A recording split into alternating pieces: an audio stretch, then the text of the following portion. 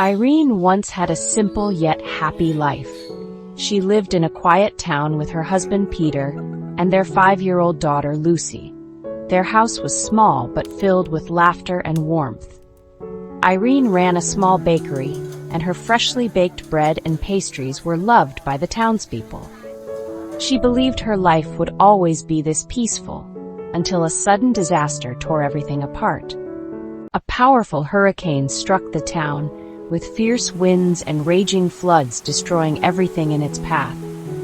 Irene barely had time to grab Lucy and flee with Peter to higher ground. When they returned the next day, they were devastated. Their home had been reduced to rubble, and her beloved bakery was nothing but ruins. The greatest blow came when she learned that Peter, who had stayed behind to help an elderly neighbor, was crushed by a collapsing beam and didn't survive. Irene's world shattered. She lost her home, her business, and her husband.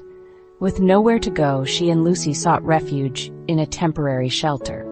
At night, she cried in silence, overwhelmed by grief and hopelessness. One morning, as Irene sat in a corner of the shelter, she softly prayed, "Lord, I don't know how to go on. Please show me the way." Her voice was faint, but her heart longed for a glimmer of hope. At that moment, Sam, a volunteer, walked by. He gently placed a blanket over her shoulders and handed her a cup of hot tea. He didn't know her story. He simply wanted to offer a small comfort. Yet this simple act of kindness brought Irene to tears. The warmth of the tea reminded her that she was not alone. After countless sleepless nights, Irene made a decision. She would not be defeated. She began helping in the shelter, caring for the elderly, reading stories to the children, and joining the cleanup crews. Slowly, she transformed her sorrow into acts of service and love. One day, while standing before the ruins of her bakery, a thought crossed her mind. "Irene, I can rebuild." With the little money she had left, she rented a small, run-down shop and reopened her bakery. But this time, it wasn't just a business. It was a place of hope. In one corner of the shop, she created a kindness corner, offering free bread and tea to the homeless.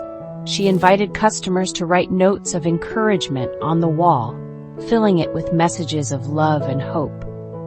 Slowly, the community came together, donating supplies, helping her fix the store, and restoring the spirit of the town. Years later, Irene's bakery became more than just a shop. It became a beacon of hope. She often shared her story with customers, saying, "Irene, we can't stop the storms from coming, but we can choose to rise again, stronger and kinder." She was invited to speak in other towns, sharing how faith and the kindness of strangers helped her find purpose in her suffering. Her story inspired others to hold on to hope, reminding them that even in the darkest times, God's love shines through the compassion of ordinary people.